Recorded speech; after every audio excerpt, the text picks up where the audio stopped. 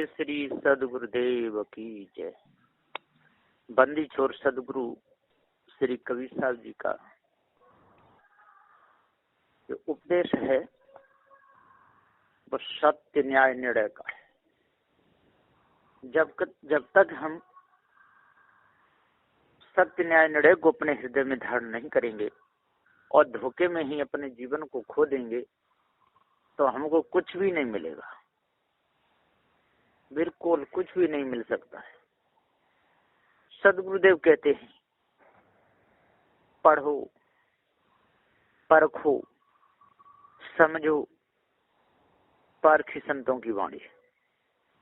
हे भाइयों, शिष्यों का कर्तव्य है कि गुरु जी के चरणों में हरदम उपस्थित रहना चाहिए। पारखी सदगुरुदेव महादयालु होते तथा जड़ चेतन का भेद बताकर अपने शिष्यों को पारक ज्ञान करा देते हैं। जो भी जन सदगुरुदेव की वाणी को पढ़ेगा, परखेगा, समझेगा तो उसको बहुत जल्दी पारक ज्ञान हो जाएगा। 4 वेद, 6 शास्त्र, 18 पुराणों की जो वाणी है वह जीव को अटकाने, भटकाने, लटकाने वाली है। जो जन इस वाणी के चक्कर में फंस गया तो फिर निकलना सहज नहीं है। पहले तो जल्दी पारखी सदगुरु ही नहीं मिलते और किसी तरह से मिल भी जाएं तो उनकी सहज में पहचान नहीं हो पाती। लोग उनको साधारण मनुष्यों के समान ही समझते रहते हैं। यदि किसी का प्रारब्ध अच्छा हो और वर्तमान का पुरुषार्थ ठीक ठाक हो और निज कल्याण की भावना हो तो काम बन जाएगा। उसे बहुत जल्दी पारखी सदगुरु मिल जाएंगे। लेकिन सभी प्रकार के घमंड, अहंकार को दूर करना पड़ेगा, ऐसा जानिए। भाइयों, मनन करते समय मनन करने योग्य उपदेश का ही मनन करना चाहिए और अपने अंदर पूर्ण समझदारी रखनी चाहिए। अर्थात कभी किसी को गालियां नहीं देना चाहिए, क्योंकि गालियां देने से हृदय गंदा हो जाता है। इसलिए सहज और सावधान रहना बहुत जरूरी है। कहते हैं कि एक बार महात्मा बुद्ध के पास एक व्यक्ति गया। उसने जाते ही तथागत को प्रणाम, अभिवादन के स्थान पर जी भर कर गालियां दी, पर बुद्ध पर उसका कुछ भी प्रभाव न पड़ा। वे अविचलित रहे। जब वह व्यक्ति गालियां देते देते थक गया तब गौतम बुद्ध ने उनसे पूछा, तुम्हारे पास तुम्हारे रिश्तेदार या अतिथि, मेहमान आदि कभी आते हैं? उस मूर्ख ने कहा कि हाँ, अवश्य, प्राय आते ही रहते हैं। बुद्ध ने उससे पुनः पूछा कि जाते समय क्या तुम उन्हें कुछ देते हो? उस व्यक्ति ने कहा कि अवश्य, जाते समय मैं उन्हें बहुत सा उपहार दिया करता हूँ, किंतु वे उन्हें स्वीकार नहीं करते। इस पर भगवान बुद्ध ने प्रश्न किया, जब वे उपहार नहीं लेते तो फिर वे वस्तुएं कहाँ जाती हैं? अरे वे वस्तुएं मेरे पास ही तो रह जाती हैं। तब भगवान तथागत ने बड़े शांत तथा मधुर स्वरों में उस व्यक्ति से कहा कि महामते, फिर तो तुम्हारी दी हुई वस्तुएं अर्थात ये गालियां भी मुझे स्वीकार नहीं है, अतः इन्हें तुम अपने पास ही रखो। इस पर उस अविवेकी की आंखें खुल गईं। उसे अपने मुख से गालियां देने का बड़ा पश्चाताप हुआ। तत्काल उसने चरणों में सिर झुकाया। तो सदगुरुदेव जी पुकार के समझाते हुए कहते हैं कि विद्वता में लोग आगे तो बढ़ जाते हैं, बड़े व्याख्याता हो जाते हैं, बड़े बड़े लेखक भी हो जाते हैं, लेकिन उनको जब तक अपने आप का पूरा ज्ञान नहीं होगा तब तक वे भ्रम में ही डूबे रहेंगे। और भ्रमक मनुष्यों को कभी भी सत्य का पता ही नहीं चलता कि सत्य क्या है और झूठ क्या है। वे झूठ में ही अपने जीवन को पूरा खपा देते हैं, यानी जीवन को बर्बाद कर देते हैं। और जो मनुष्य ने अपने जीवन को ही बिगाड़ लिया, फिर उसके पास में रही क्या गया? कुछ नहीं। जीवन जिसका बर्बाद हो गया, समझ लो उसका सब कुछ बेकार हो गया। जिसके अंदर जड़ाध्यास आ गया, जिसने चेतन पूजा को जाना ही नहीं, धोखे में जिसने अपने जीवन को खो दिया, माता पिता को दुख देता रहा, धोखे में उसने अपने जीवन को गंवाया और बड़ा ज्ञानी पंडित बन करके बैठा रहा, उसको क्या लाभ मिलेगा? कुछ नहीं है?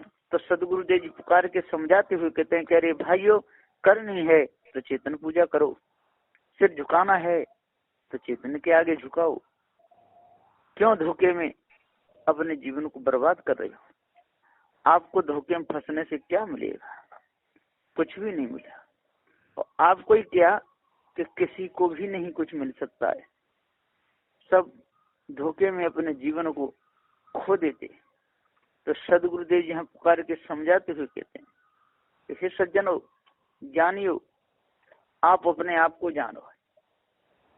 जब तक आप अपने आप को नहीं जानोगे तब तक आपको सच्ची शांति नहीं मिल सकती।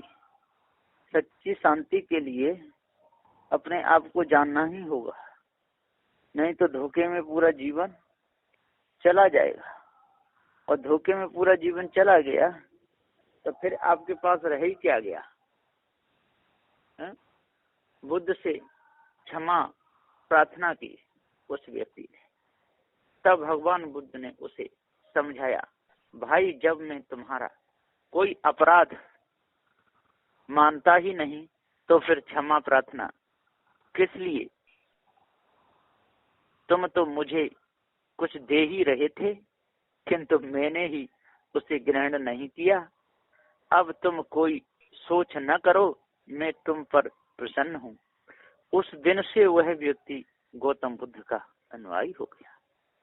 पारखी श्री सदगुरु कबीर साहिब जी कहते हैं कि विषय वासना और भ्रम भूल कल्पना मनुष्य का हृदय इतना गंदा कर देती है कि फिर सद्गुणों को ठहराने के लिए जगह ही नहीं रहती। जब मनुष्य को पारखी सद्गुरु मिल जाते हैं, जड़ चेतन का ज्ञान करा देते हैं, तब आंखें खुलती हैं। उस समय यदि दृढ़ वैराग्य हो गया तो आर पार का दर्शन हो जाएगा। और इतना ही नहीं, वह किसी भी मत पंथ सिद्धांत का मानने वाला हो, पारख ज्ञान समझ में आते ही संत सम्राट सदगुरु से कबीर साहिब जी का सच्चा अनुयायी हो जाएगा। कोई कोई लोग तो इतने हठी सठी होते हैं कि कुल की परंपरा ही नहीं छोड़ना चाहते। कुल देवी की पूजा करते हैं, बकरे की भेंट चढ़ाते हैं, कुल देवी के नाम से ढीमर लोग मछलियों को पकड़ते मारते रहते हैं। कुल की टेक छोड़ते ही नहीं, कुल की परंपरा छोड़ना ही नहीं चाहते। उनसे कहा जाए, भाइयों आप लोग मछलियों को क्यों मारते हो? मछलियों ने तुम्हारा क्या बिगाड़ा है? तो वे कहते हैं कि मछलियों ने हमारा बिगाड़ा तो कुछ नहीं है, किंतु मछलियों को मारना हमारा धर्म है, हम अपने धर्म को छोड़ नहीं सकते। धीमर लोग ऐसे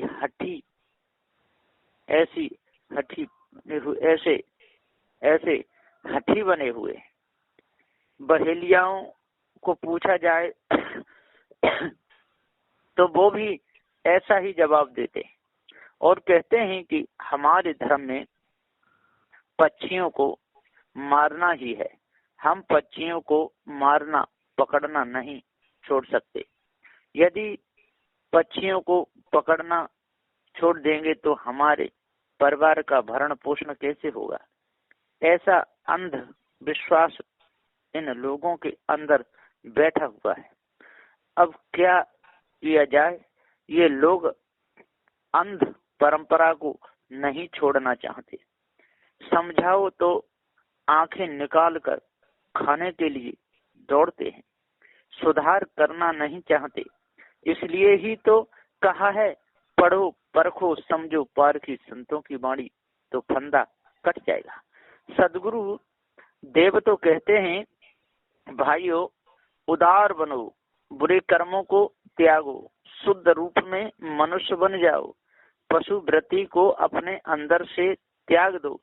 यदि नहीं त्यागोगे तो पूरा जीवन आपको दुखों का सामना करना पड़ेगा। अर्थात काम में फंसते चले जाओगे, क्रोध में डूबते चले जाओगे, लोभ में गिरते ही चले जाओगे, मोह में रोते रोते जीवन बीत जाएगा और भय आप लोगों को डरा डरा के मारेगा, क्योंकि आप लोगों को पारक ज्ञान तो है ही नहीं और बिना पारक ज्ञान के फंदा छूट नहीं सकता, चाहे कोई कितना भी यत्न कर ले। यह निर्णय पारखी सदगुरु देव का है, इसमें जरा भी ढील ढाल नहीं है, क्योंकि ढील ढाल के लिए सदगुरु देव जी ने कोई कसर नहीं छोड़ी। फिर ढील ढाल रहेगी कैसे? सदगुरु देव ने पूरी कसर मिटा दी, कोई कसर नहीं छोड़ी। फिर ढील ढाल रहेगी कैसे? ढील ढाल तो वहां रहती है जहां कोई कसर हो, और कसर भी वहां रहती है जहां पुरुषार्थ में कमी हो। इसलिए भाइयों, पुरुषार्थ में कमी नहीं छोड़नी चाहिए। यह निर्णय है सदगुरु देव जी का, ऐसा जानिए। यह मन पक्का दूत है, भटकावत दिन रात, दगद दगद के मारता, अटकावत नित जात। जैसे दैनिक चर्या को आदर्श बनाने वाले मनुष्य लोग सात्विक कहलाते हैं। मनुष्य जीवन में पारक ज्ञान बड़ी दुर्लभता से होता है, इसलिए मनुष्य जीवन को धोखे में नहीं गंवाना चाहिए। जिसने मनुष्य जीवन को धोखे में गंवा दिया उसका उद्धार कभी नहीं होगा, क्योंकि साधनों का धाम तो यह मनुष्य शरीर ही है। बिना मनुष्य शरीर के साधन हो ही नहीं सकता। यह मन पक्का दूत विषय वासना की ओर खींचता है, और इतना ही नहीं, दगद दगद के मारता है और नित्य रोज रोज अटकावता ही चला जाता है। इससे बचने के लिए एक पारक ज्ञान ही है और दूसरा कोई उपाय नहीं है, ऐसा जान लीजिए। अर्थात मनुष्य को विद्यामान होना चाहिए, श्रद्धा और वैराग्य भी होना चाहिए, और सज्जनता का स्वभाव भी बनाना चाहिए। अपने आप का पूर्ण ज्ञान भी होना चाहिए। साधना में जीवन होना चाहिए। वृत्तिहीनता को त्यागना चाहिए। सही ठीक रास्ते के लिए यत्न करना चाहिए। यह सब मनुष्यों के लिए आवश्यक है। अधिकार हुए बिना जो चेष्टा करता है, अधिकार हुए बिना जो चेष्टा करता है, अर्थात उसका किया कराया सब बेकार हो जाता है, ऐसा जान लीजिए। पारखी संतों की दया से यह अर्थ। जब तक मनुष्य अपने आप को नहीं जानेगा तब तक भूला ही रहेगा। पढ़ना, परखना, समझना उसी को कहते हैं जिससे अंतःकरण निर्मल निदाग हो जाए। प्रथम नंबर आता है सत्य का। सत्य बोलने से मन के विकार दूर हो जाते हैं और विकार और विचार करने से मन की चंचलता मिटती है। शील गुण को धारण करने से अंतःकरण में पारख प्रकाश हो जाता है, पारख प्रकाश हो जाता है और दया धारण करने से कठोरता मिट जाती है। धैर्य धारण करने से गंभीरता आ जाती है, अथवा विवेक को महत्व देने से रजोगुण के सारे विकार खत्म हो जाते हैं और वैराग को महत्व देने से तमोगुण के विकार मिट जाते हैं और गुरु भक्ति को महत्व देने से सतोगुण निर्मल निदाग हो जाता है। इसी को कहते हैं तीनों गुणों पर विजय प्राप्त करना। जिसने तीनों गुणों पर विजय प्राप्त कर ली तो समझ लो वह काल विजयी हो गया। काल कई मायावी गुरबा लोग और विषय वासना में फंसाने वाली स्त्रियां और विषय पुरुष, ये सारे काल के रूप हैं। इन काल रूपों से जो बच गया तो समझ लो उसने काल पर विजय प्राप्त कर ली। तो सदगुरुदेव यहाँ पुकार कहते हैं, हे सज्जनों, हे ज्ञानियों, अपने आप को जानो और भ्रम भूल कल्पना को मिटा करके पार की सदगुरु के उपदेश को अपने हृदय में धारण करो, तब पूर्ण शांति मिलेगी। बस इन्हीं वचनों के साथ मैं अपनी वाणी को विराम देता हूँ। बोलिए श्री सदगुरुदेव की जय।